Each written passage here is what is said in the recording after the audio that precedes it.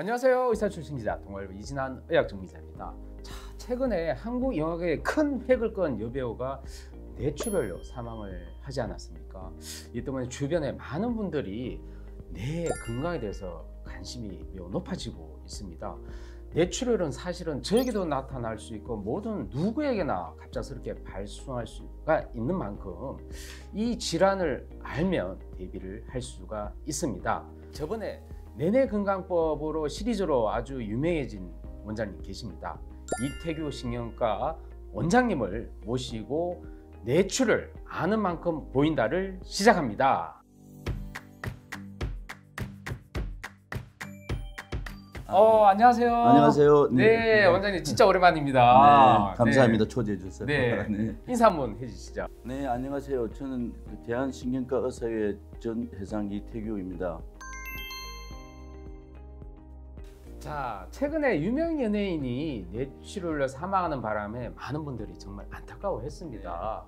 그런데요, 이 뇌출혈과 뇌경색 이 차이가 어떤 건지 좀 알려주시죠. 뇌출혈은 그야말로 뇌혈관이 터져서 피가 이제 그 혈관 밖으로 분출돼 가지고 피가 고여서 생기는 여러 가지 그 건강상 치명적일 수도 있는 문제고요. 네. 뇌경색은 반대로 혈관이 많이 좁아지거나 막혀서 네. 뇌세포들이 기능을 못 차서 나타나는 그 현상들입니다. 네. 그게 전혀 반대 현상인데 둘을 합쳐서 우리가 뇌졸중이라고 하기도 하고. 네. 뇌출혈보다는 뇌경색 환자들이 많다고 들었는데 실제로 어떻습니까? 뇌경색이 물론 훨씬 많죠. 네, 지금도 많습니까? 뇌출혈도 자주 보는 병이긴 합니다. 네네. 그 뇌경색이 물론 이제 그 고혈압, 당뇨, 고지혈증 이런 걸로 인해서 혈관이 좁아지는 현상 때문에 생기긴 하고, 뇌출혈은 이제 우리가 고혈압하고 뇌동맥류 그리고 두부 외상, 머리를 다쳐서 오는 경우, 그 세 가지가 가장 흔한 원인인 것 같습니다. 자, 요즘처럼 그런데 날씨가 좀 포근하지 않습니까? 이런 날씨에도 뇌출혈 많은 건지 어떻습니까? 물론 이제 고혈압성 뇌출혈은 겨울이나 환절기 때 많이 생길 수 있을 거고요. 그에 말씀드린 이제 뇌동맥류나 뭐 머리 다친 걸로 인한 거는 계절과는 큰 상관이 없습니다. 물론 뇌동맥류도 겨울철에 약간 높다는 연구가 있긴 한데 여름철에도 얼마든지 생길 수 있긴 하죠. 그럼 봄, 여름, 가을, 겨울 뭐 시도 때도 없이 생기는 질환이었나요? 네, 맞습니다. 우리가 겨울철에만 주제를 많이 잡다 보니까 사람들이 마치 겨울철에 뇌출혈로 이렇게 생각하시는 분이 굉장히 많은데 그렇진 않다. 사실 시기에 큰 영향이 없다라고 알고 있으면 되겠습니다. 자, 무엇보다 안타까운 것은 이 뇌출혈의 전조 증상은 두통이다라고 많이 얘기하시지 않습니까? 이 두통이라는 게 어떤 특징적인 증상이 있나요? 뇌출혈 종류에 따라 두통이 여러 가지 다양한 형태로 나타나기 때문에 사실 진료가 참 어려운 경우도 종종 있습니다. 물론 전형적인 경우는 이제 뇌동맥류가 이제 파열되면서 나타나는 갑작스런 머리 전체가 심하게 아픈 경우도 있지만 뇌동맥류 파열도 그 전에 이제 전조 두통이 해가지고 좀 덜 심하게 오는 경우도 있어요. 그러다 점점 방치하면 더 심해지고 급기야 토하고 그 뒤로 의식을 잃으면서 잘못하면 사망에 이르는 경우도 있고. 근데 머리를 다쳐서 오는 그런 분들은 또 아주 경미한 두통부터 서서히 시작할 수도 있고요. 고혈압성 두통이 처음부터 심하긴 한데 대개는 이제 신경학적 이상 소견, 반신불수라든가 뭐 고형장애라든가 언어 마비라는 게 동반되기 때문에 오히려 고혈압성 두통은 진단이 오히려 좀 어렵지는 않고요. 그러나 그 뇌동맥류 이런 경우는 두통만 처음 오기 때문에 MR 같은 거 찍어보지 않으면 진단이 거의 불가능한 경우도 많습니다. 이때 두통이 심하다고 하는데 두통이 어느 정도 심한가요? 마치 망치로 땅 때렸을 때 아픈 통증인가요? 별이 번쩍 빛나고 그런 건가요? 뇌동맥류 이런 두통은 혈관이 갑자기 팡 터지면서 피가 이제 그 뇌 척수에 따라 순식간에 머리 전체로 퍼지는 이런 양상이기 때문에 벼락 맞은 듯이 굉장히. 근데 벼락 맞은 듯이 아프다 해가지고 그 전부터 뇌동맥류 파열은 또 아닙니다. 그래서 처음에 좀 가볍게 시작해서 점점 이제 그 빌드업 좀 심해질 수도 있고, 물론 이제 두통 없이 이제 뇌동맥류가 이제 뭐 복시라든가 다른 형태도 좀 드물게 올 수도 있긴 해요. 두통의 양상만 가지고는 우리가 이 뇌동맥류가 아니다 말하기 굉장히 힘들긴 해요. 그래도 물론 일단 없던 두통이 갑자기 심하게 오면은 물론 머리 MR을 하는 게 꼭 필요하긴 합니다. 이거는 뇌동맥류 놓치면 치명적일 수 있기 때문에 그게 문제죠. 자, 우리 그림을 두 가지 준비했는데 MRI 사진 그림입니다. 지금 두 개의 사진을 보면 두통이 올 만큼 아주 출혈이 좀 보이는 그런 사진 같은데 설명 좀 해주시죠. 오른쪽에 이제 피가 지금 그 진하게 까맣게 보이는 저 부분이 피가 고인 부분이거든요. 그렇군요. 피가 많이 고여서 자세히 보면은 네. 뇌 정중앙선이 반대쪽으로 밀리고 있어요. 그러네. 이렇게 네. 확 밀리네요, 네. 그죠? 네. 저게 심해지면 이제 그 뇌압이 쭉 오르거든요. 네. 뇌 압력이 오르면 어떻게 되냐면 뇌는 이제 우리가 그 구조적으로 한정된 공간입니다. 네. 그래서 없던 피가 이제 공간을 차지하고 있기 때문에 원래 있던 뇌가 옆으로 밀리면서 나중에는 더 심하면 아래로 밀리게 됩니다.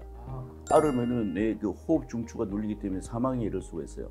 우리 지금 우측에 보이는 사진이 뭐 굉장히 많이 밀렸네요, 그죠? 네, 보니까. 같은 환자 분 건데 네네. 이게 레벨을 좀 아래 위 레벨을 했는데 네. 이보다 더 밀리면 이제 문제가 크게 되는 거죠. 이제 네. 이 단계에서 수술적인 치료를 들어가야 더 이상 시기를 놓치지 않는 거고. 네. 혹시 이 단계에서 뭐 손발이 마비가 되는 그런 것도 있을 수 있죠. 있을 수 지금 있어요. 내가 한 왕창 눌리기 때문에 네. 반대쪽 손발이 힘이 좀 빠지거나 하는 거 살짝 느낄 수는 있어요.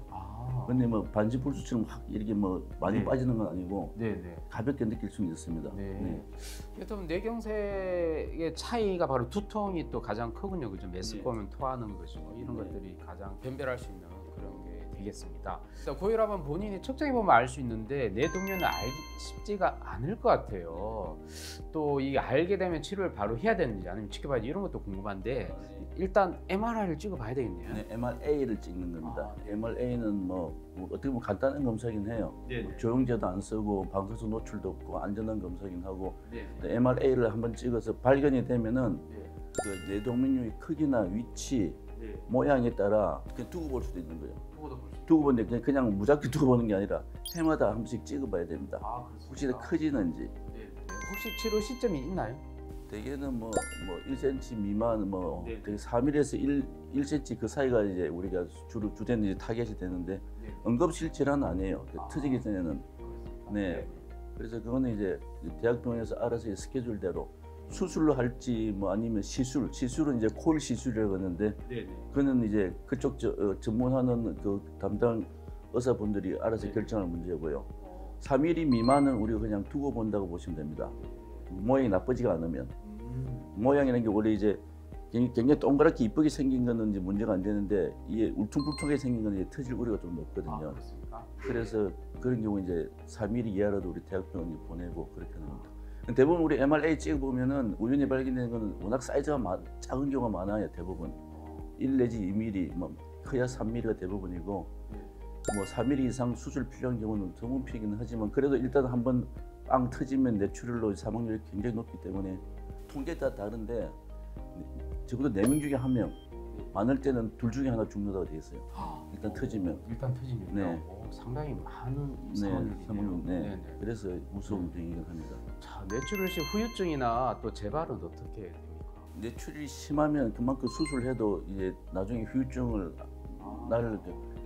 한쪽 팔다리 완전히 마비가 오고 뭐 그런 경우는 이제 마비가 좀 남아 있을 수도 있고 어느 장에도 약간 남아 있을 수도 있고 뇌출혈 사이즈가 크면 클수록 그리고 뭐 수술이 늦을수록 이제 더 이제 후유증이 발생을 하겠죠. 근데 대부분은 뭐 그 후유증 없이 완치되는 걸 알고 있긴 해요.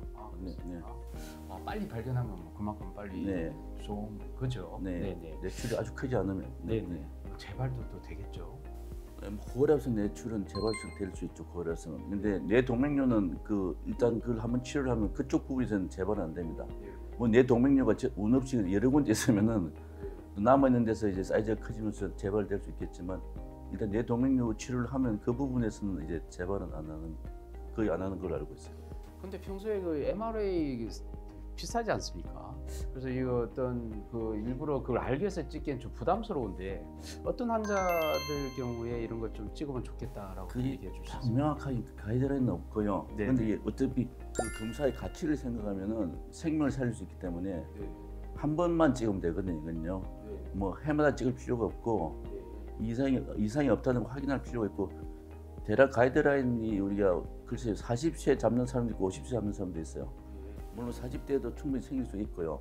근데 중요한 거는 한 번만 찍어서 확인을 볼 필요는 있습니다. 우리가 요새는 MRA 비용도 많이 싸진 걸로 알고 있어요. 옛날에 비해서. 옛날에 뭐 100만 원 넘게 들어가지고. 아닙니다. MRA만 찍으면 그보다 훨씬 덜합니다. 훨씬 덜. 네, 훨씬 덜해요. 예, 알겠습니다. 그 병원마다 이게 다 다르긴 하겠지만. 네, 알겠습니다. 평소에 결국은 내 혈관도 건강해야지만 또 그런 문제가 없지 않습니까?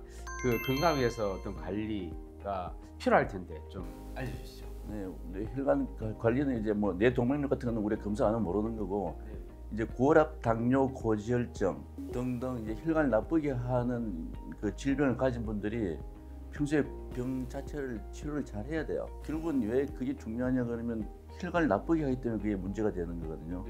그래서 혈관이 나쁘게는 두 가지인데 좁아지는 거랑 이제 터지는 거랑. 물론 그 원인 이게 질병에 따라 다른데 고혈압은 제일 안 좋은 게 이제 혈관에 빵 터져 뇌출을 만들고 뇌경색도 만들어요. 그래서 그럼 고혈압 약을 물론 잘 먹어야 되겠죠. 혈압을 정확히 재는 게 굉장히 중요하고, 뭐 당뇨하고 고지혈증이나 피검사를 수시로 해보면 되는 거고, 거기에 대 약을 먹으면 되는 거고요. 그리고 혈관이 어느 정도 나빠지는지를 우리가 보려고 그러면은 정동맥 초음파라는 검사가 있어요. 목 혈관을 초음파를 해보면 우리가 혈관이 좁아진 정도를 대표적으로 잘 알 수가 있습니다. 그걸 정확히만 검사를 하면 정동맥 초음파가 많이 나빠지면 이제 심장혈관도 같이 나빠지기 때문에 그렇게 많이 나빠면 이제 미리 아스피린 같은 정류약을 먹어서 예방을 하는 것도 굉장히 중요하고요. 근데 뇌동맥류는 MRA를 찍는 수밖에 없습니다. 그거는 사전에 도저히 할 수가 없어요. 물론 가족력이 있거나 뭐 사촌 이내에 뇌동맥류 파열이 있거나 이런 분들, 그런 분들은 좀 안 좋고, 우리 뇌동맥류 위험 요소라고 해가지고 두 가지는 우리 의학적으로 밝혀지는데, 고혈압도 이제 혈관벽에 암벽을 많이 주기 때문에 뇌동맥류를 잘 생기거든요. 근데 흡연입니다. 흡연이 이 그 담배 안에 있는 독성이 이제 혈관벽을 이제 약하게 만들어서 뇌동맥류를 좀 잘 때 생기거든요. 그래서 골초이신 분들이나 고혈압을 조절 안 하고 그냥 있으면 이게 뇌동맥류가 점점 생겨서 이제 문제가 크게 될 수가 있죠. 뭐 술, 담배 전혀 안 하고 혈압 정상 있는 분들도 얼마나 생길 수 있긴 해요. 자, 이상 이태규 대한신경과 의사 전 회장님이시죠. 네, 전 회장입니다. 네, 우리 원장님의 내내 건강법, 뇌출혈에 대해서 자세히 알아봤습니다. 굉장히 무서운 질환이기도 하고, 특히 50세 이상 분들 굉장히 또 많이 생기지 않습니까? 이 뇌출혈 예방에서 우리 원장님이 제안한 예방법 꼭 실천해 주시고요. 우리 화이팅 한번 외치고 마치도록 하겠습니다. 자, 뇌출혈 없는 세상을 위하여 화이팅!